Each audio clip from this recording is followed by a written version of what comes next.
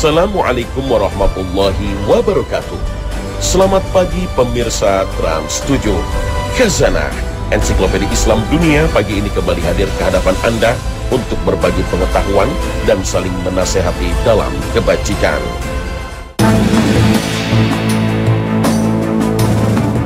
Adil adalah salah satu sifat Allah Subhanahu wa Ta'ala yang mulia dan sempurna. Oleh karena itu, Allah mengharamkan kezaliman atas dirinya dan di antara hamba-hambanya. Inilah yang ditegaskan dalam hadis qudsi. Allah berfirman, "Wahai hambaku, aku mengharamkan kezaliman bagi diriku dan aku menjadikannya haram di antara kalian. Maka dari itu janganlah kalian saling menzalimi." Hadis riwayat Muslim. Bahkan kezaliman adalah salah satu sebab yang akan mendatangkan kesulitan bagi pelakunya nanti di hadapan Allah ketika kezaliman tersebut belum terselesaikan di dunia. Rasulullah SAW bersabda, "Hindarilah perbuatan zalim, karena kezaliman itu akan mendatangkan kegelapan, kesulitan pada hari kiamat nanti." Hadis riwayat Muslim.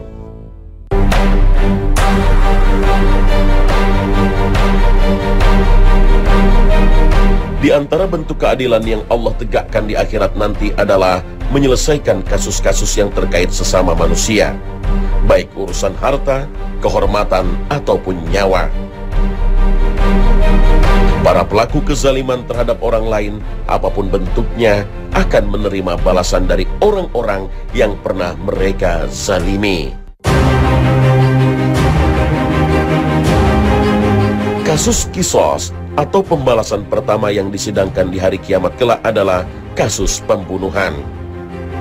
Dari Abdullah bin Mas'ud radhiyallahu an, Rasulullah SAW pernah bersabda, "Hal yang pertama kali diputuskan, dihisab di antara sesama manusia pada hari kiamat adalah masalah darah, pembunuhan."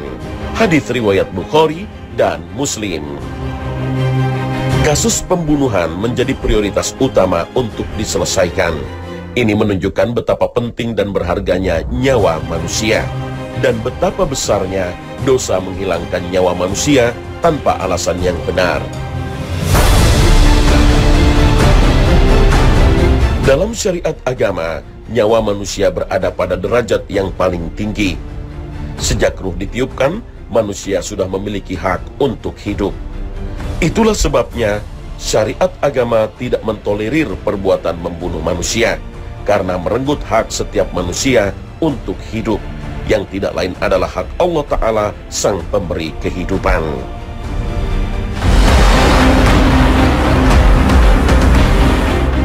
Itu sebabnya agama melarang kita untuk terlibat dalam kasus berbahaya ini. Bahkan masalah-masalah yang akan menimbulkan permusuhan hingga mengakibatkan pembunuhan pun dilarang keras. Misalnya, sifat iri, dengki, merendahkan orang lain, yang semua itu akan menimbulkan permusuhan dan bisa menjadi pemicu pembunuhan.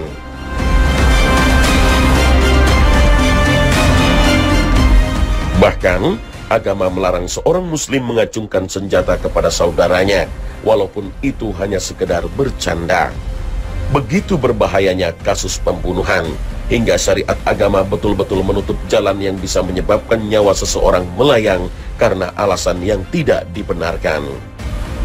Begitu berharganya nyawa seorang muslim. Hal ini ditunjukkan oleh Nabi SAW dalam hadis yang diriwayatkan oleh Ibnu Majah dari Abdullah bin Umar. Ia berkata, "Saya melihat Rasulullah SAW tawaf mengelilingi Ka'bah sembari mengatakan kepada Ka'bah, 'Alangkah baiknya dirimu dan alangkah wanginya aromamu, alangkah terhormatnya dirimu dan alangkah agungnya kehormatanmu.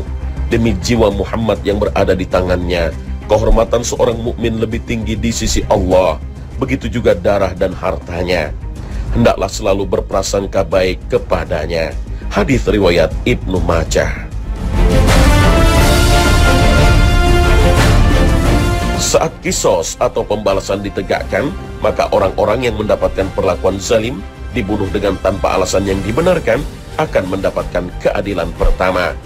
Rasulullah SAW bersabda, Pada hari kiamat nanti orang yang dulu dibunuh di dunia akan didatangkan dengan menenteng kepalanya yang bercucuran darah, dengan membawa pembunuhnya dan berkata, "Ya Tuhanku, tanyalah dia, kenapa dulu ia membunuhku?" Hadis riwayat Tirmizi dan Ibnu Majah. Inilah kasus pertama yang akan dibuka oleh Allah Subhanahu wa Ta'ala di pengadilan akhirat nanti.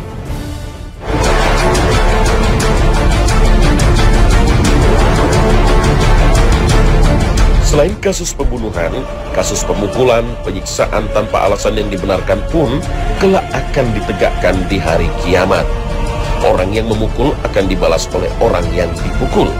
Rasulullah SAW bersabda, "Barang siapa yang memukul manusia menggunakan cambuk dengan zalim, maka kelak ia akan dibalas pada hari kiamat." Hadis riwayat Bukhari. Bahkan seorang budak yang jelas-jelas milik tuannya juga kelak akan membalas jika ia dipukul dengan zalim dan tidak merelakan atau memaafkan pemukulan tersebut. Rasulullah SAW bersabda, "Barang siapa yang memukul budaknya dengan zalim, maka kelak ia akan dibalas." Hadis riwayat Tabrani.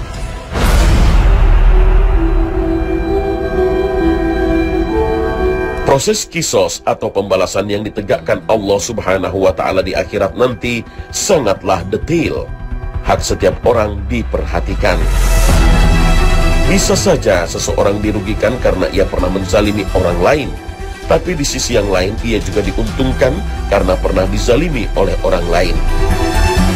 Dan jika seseorang pernah menzalimi dan dizalimi oleh orang yang sama, maka kezaliman yang diterimanya akan menjadi pengurang kezaliman yang diperbuatnya. Salah seorang datang kepada Rasulullah SAW dan berkata, "Wahai Rasulullah, saya mempunyai budak-budak. Mereka kadang membohongiku, mengkhianatiku, dan mendurhakaiku. Maka aku pun menghardik mereka dan memukul mereka. Lalu bagaimana posisiku?" Rasulullah SAW menjawab, "Pada hari kiamat kelak semua kebohongan mereka, pengkhianatan mereka, dan kedurhakaan mereka akan dihitung dengan hukumanmu. Jika hukumanmu tersebut setimpal, maka itu cukup bagimu. Kamu tidak akan dituntut lagi. Jika hukumanmu di bawah perbuatan mereka, maka itu akan menjadi kelebihan bagimu. Dan jika hukumanmu melebihi perbuatan mereka, maka kamu kelak akan dibalas karena kelebihan tersebut." Orang tersebut undur diri sambil menangis. Hadis riwayat Ahmad dan Tirmizi.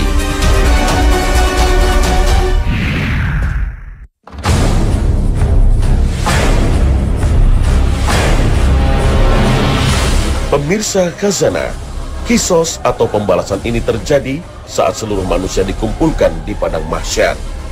Orang-orang mukmin, orang munafik, para pendosa, dan orang-orang kafir semua ada di tempat ini. Maka ditegakkannya kisos atau pembalasan ini berlaku bagi seluruh manusia, antar sesama muslim, antara muslim dan orang kafir, antara orang kafir dan orang kafir. Semuanya akan mendapatkan keadilan Allah Subhanahu wa Ta'ala. Bahkan binatang pun akan mendapatkan keadilannya. Seekor binatang yang pernah dizalimi binatang lain akan mendapatkan keadilannya. Nabi Muhammad SAW bersabda, "Benar-benar akan dibalas semua hak dan dikembalikan pada ahlinya kelak pada hari kiamat, sampai sekiranya didatangkan seekor kambing yang tidak bertanduk dengan kambing yang bertanduk." Hadis riwayat Muslim. Imam Ibnu Jarir At-Tabari meriwayatkan di dalam tafsirnya sebuah hadis tentang kisos sesama binatang.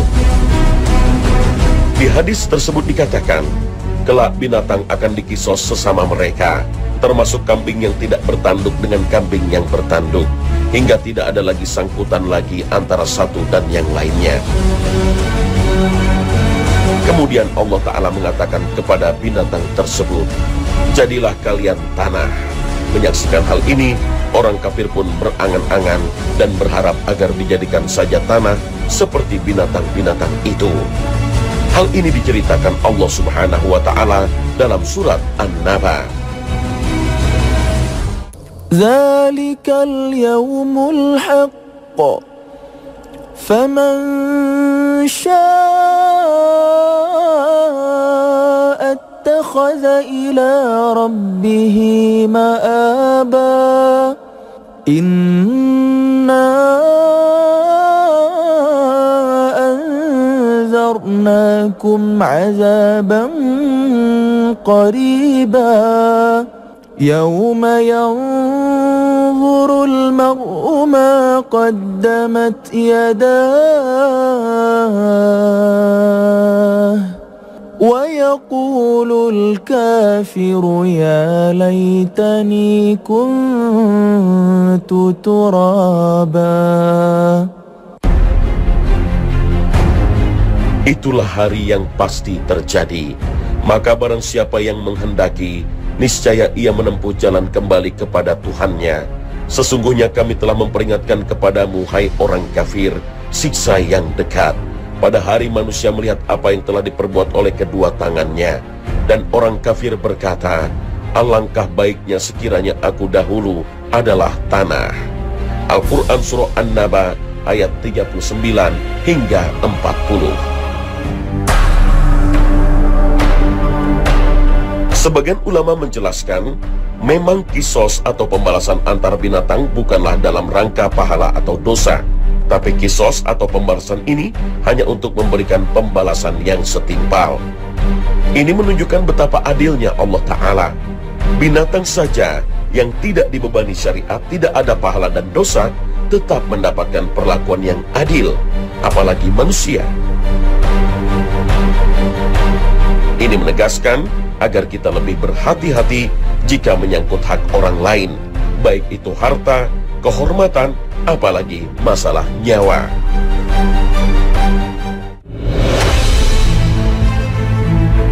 Inilah kisos atau pembalasan yang bersifat umum, berlaku bagi semua makhluk.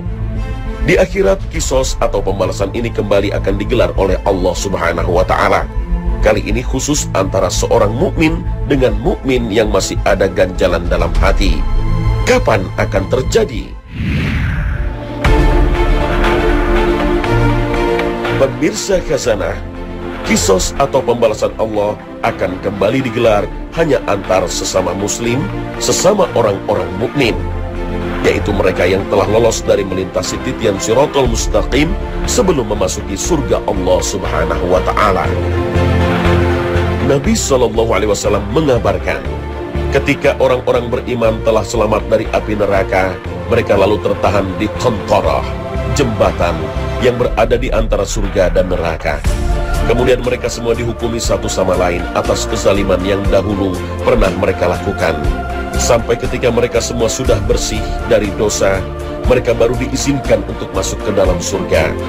Demi zat yang jiwa Muhammad berada di tangannya, benar-benar salah seorang di antara kalian itu lebih mengenali tempat tinggalnya di surga daripada tempat tinggalnya dahulu ketika di dunia. Hadis riwayat Bukhari. Tempat ditegakkannya kisos atau pembalasan terakhir ini disebut Nabi berada di qantarah, jembatan.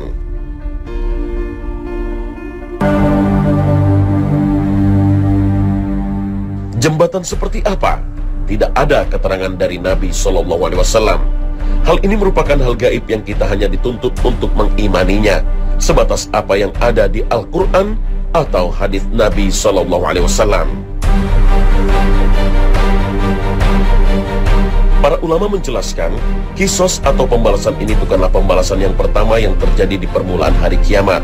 Karena pembalasan ini sifatnya lebih khusus, yaitu menghilangkan rasa dendam dan dengki, serta permusuhan yang berada di dada-dada manusia.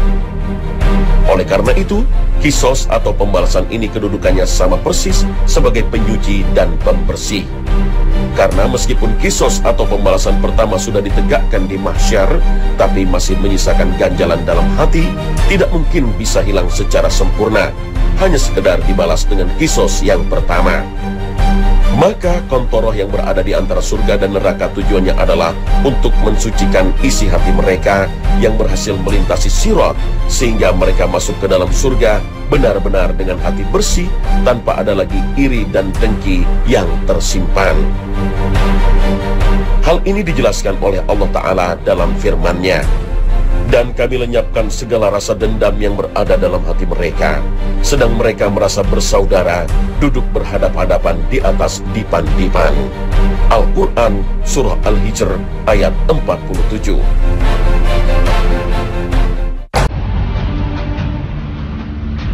Ibnu Taimiyah menjelaskan bahwa jiwa yang jelek tidak pantas untuk menjadi penghuni surga, sebuah tempat yang penuh dengan kebaikan. Tak sedikit pun tempat buat keburukan di negeri itu. Karena dengan adanya keburukan berarti adanya kerusakan, dan itu tidak mungkin terjadi di dalam surga. Namun jika jiwa yang jelek tadi dibersihkan dan dijernihkan, maka dirinya baru layak menjadi penduduk surga.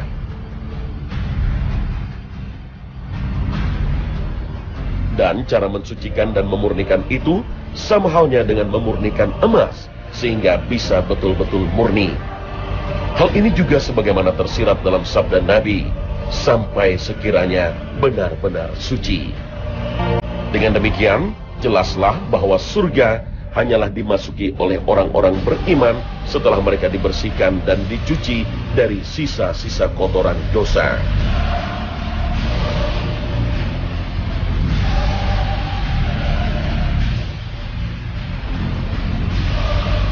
Maka seorang muslim haruslah berhati-hati jangan sampai melakukan kezaliman terhadap orang lain. Baik itu menyangkut harta, kehormatan, hingga nyawa. Dan bagi yang telah terlanjur berbuat zalim, wajib baginya untuk berusaha membebaskan dirinya atas tanggungan yang dimiliki pada orang lain, dan meminta dihalalkan sebelum mendatangi mereka kelak pada hari kiamat, pada hari yang tidak ada lagi berguna dirham dan dinar, namun pembayarannya menggunakan kebaikan dan kejelekan, pahala dan dosa. Nabi SAW bersabda, barang siapa mempunyai kezaliman pada orang lain, baik kehormatan atau yang lainnya, maka hendaknya dirinya meminta supaya dimaafkan pada hari ini, sebelum tidak ada berguna lagi dinar dan dirham. Namun bila dirinya punya amal soleh, maka diambilkan untuk saudaranya tersebut sesuai tingkat kezalimannya. Dan jika dirinya sudah tidak menyimpan kebaikan sedikit pun, maka diambilkan kejelekan saudaranya, lalu ditimpahkan kepadanya. Hadis riwayat Bukhari. Rasulullah Shallallahu Alaihi Wasallam pernah bertanya kepada para sahabat, tahukah kalian siapakah orang yang muflis atau orang yang bangkrut? Sahabat menjawab, ya Rasulullah, kami pedagang. Biasanya orang yang bangkrut itu adalah orang yang berusaha, berdagang, jangankan untung, modalnya saja habis. Demikian jawaban para sahabat. Sabda Rasulullah, yang saya maksud dengan bangkrut adalah bangkrut di akhirat.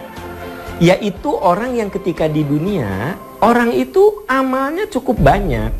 Orang itu ahli ibadah, rajin ibadah. Tapi ketika di akhirat, amal-amalnya itu habis untuk membayar kezoliman-kezoliman yang dia lakukan. Jadi ternyata orang itu suka menggosipkan si A, memfitnah si B, mengambil hak orang lain, sampai akhirnya ketika penghisaban di akhirat nanti, orang-orang yang pernah dizolimi itu datang kepada dia dan menuntut haknya.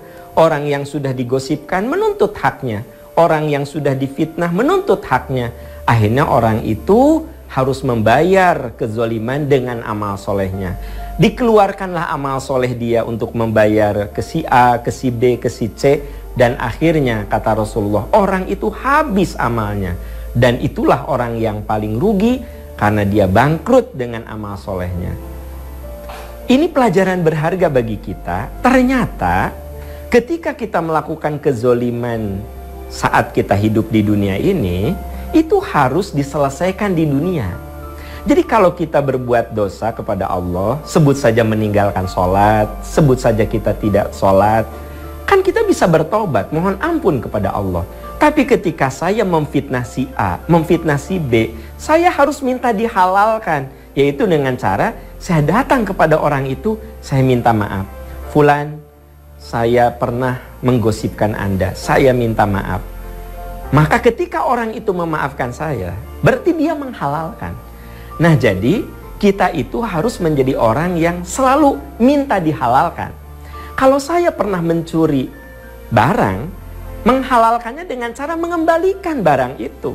Jadi kalau saya pernah korupsi, tidak sekedar saya minta maaf dan minta dihalalkan, kembalikan itu uang korupsi. Kenapa? Karena supaya di akhirat tidak dituntut, karena sudah dikembalikan. Itulah yang disebut kita harus berusaha menghalalkan sesuatu yang kita ambil, yang kita rampas di dunia ini. Ini adalah bulan Ramadan, momentum yang sangat bagus untuk melakukan introspeksi diri, dan kita jadikan bulan ini untuk menghalalkan sesuatu yang pernah kita lakukan. Kita minta maaf kepada istri, kepada suami, kepada anak buah, itu sebenarnya menghalalkan. Sehingga nanti di akhirat kita sudah tidak punya urusan dengan sesama manusia. Dan itulah orang yang beruntung.